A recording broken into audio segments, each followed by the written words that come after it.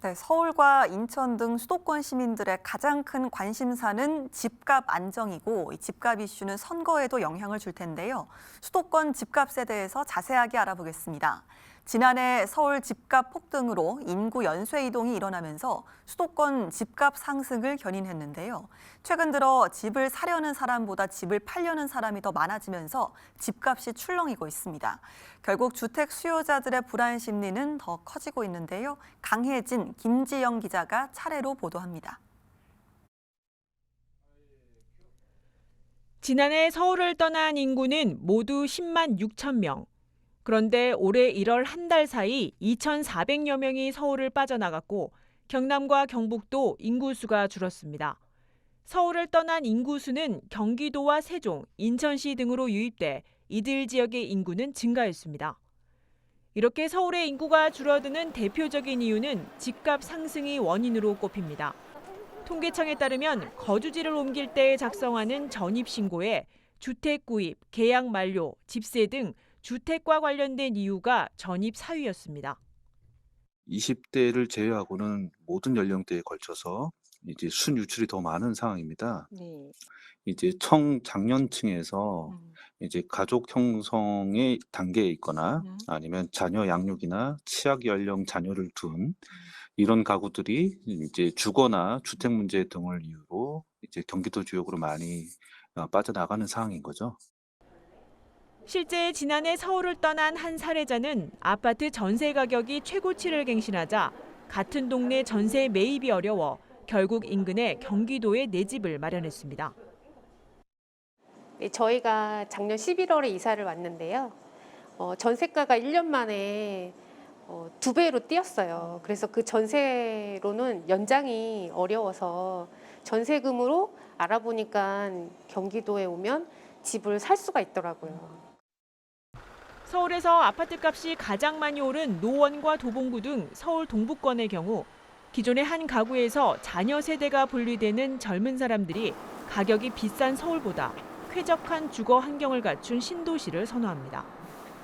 서울의 집값이 많이 올랐는데 그게 저 멀리 떨어진 어떻게 보면 서울과 연결고리가 전혀 없는 도시들은 아니고 서울과 그러니까 교통망으로 이어진 것도 아니고 행정구역 자체가 서울이랑 이렇게 딱 붙어 있는 지역들 이제 그런 지역들로 많이들 이제 움직이시려고 그러죠.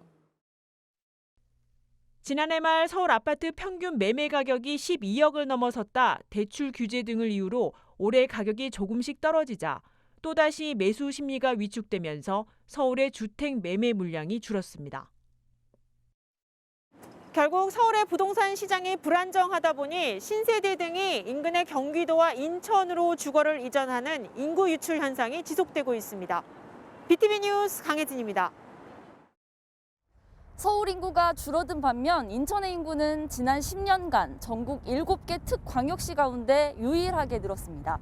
지난 한 해 동안 전국에서 집값이 가장 많이 오른 지역도 인천이었는데요. 1년 만에 23%가 급등하면서 전년보다 3.5배가 증가했는데 인천 집값 상승을 주도한 곳은 송도 신도시가 있는 이곳 연수구였습니다. 인천 연수구는 지난 2021년에만 무려 42.4%가 오르면서 인접구인 미추홀구와 비교해 상승률이 3배 이상 차이가 났습니다. 하지만 지난 하반기부터 분위기가 달라지고 있습니다. 지난해 11월 분양한 송도 609의 한 아파트. 청약 당첨자의 35%가 계약을 포기해 무순위 청약으로 2월 초에 겨우 계약을 마쳤습니다. 주요 아파트 매매 시세도 하락 추세입니다. 송도 109 내에 위치한 이 아파트 84제곱미터형은 지난 10월 매매 가격이 11억 6천만 원으로 최고가를 찍은 후 2달 만에 10억 4천만 원대로 떨어졌습니다. 같은 크기의 또 다른 아파트는 작년 가을 10억대의 실거래가가 형성됐지만 올 1월 급매물이 8억 5천에 거래되게 됐습니다. 작년 10월부터 이제 정부의 대출 규제가 시작됐었고요. 그다음에 그동안 이제 기준금리 또 인상이 있었잖아요. 그리고 이제 또 올해부터는 DSR 그 적용 확대가 이제 또 가격 하락보다 더 큰 게 이제 거래 자체가 안 되는 뭐 거래 급감, 거래 절벽, 거래 실종 같은 현상이 나타나니까 지난해 서울에서 집값 상승세가 두드러졌던 노원, 도봉, 강북구. 이른바 노도강 지역 역시 하락세로 돌아섰다는 평가입니다. 재건축에 대한 기대감으로 실수요와 투자 수요가 함께 몰려 가격 상승을 이어갔지만 금리 인상과 대출 규제 등으로 직격탄을 맞았습니다. 현재 양도세를 피하기 위한 급매물 위주로 거래되고 있습니다.